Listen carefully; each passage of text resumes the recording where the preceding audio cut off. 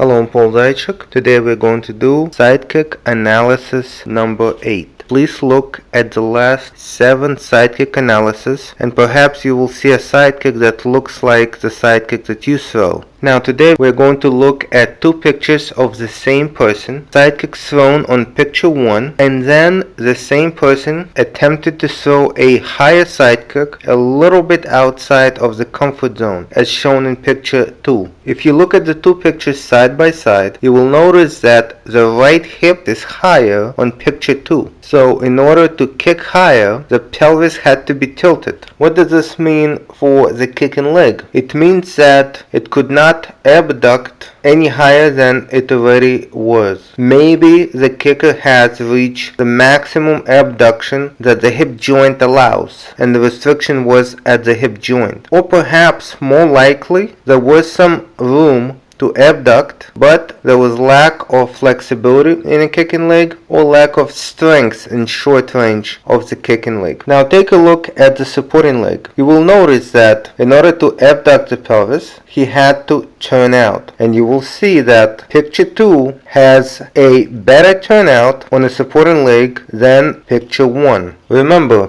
if both legs are turned in, you can only abduct about 45 degrees on one leg and on the other leg. That means that without turning out, the kick can maximally come up to 90 degrees, which is 45 degrees from the kicking leg and 45 degrees from the supporting leg. A quick note about the 45 degrees. If you open any kinesiology or anatomy book, most likely you will see 45 degrees abduction. Why do I say about 45 degrees? Because in practice I saw that some people have a little bit more and some people have a little bit less when I measured them. Another note on this, I have seen a lot of kickers try to kick without a turnout. Unless the body went forward, in this case towards the camera, or they tried to hyperextend their back, they were at risk of injuring their joints. And there is a very high risk of injury to the hip joint if you go against its normal range of motion. Very important to keep in mind. Now let's look at the torso. You would see that as the kick went higher,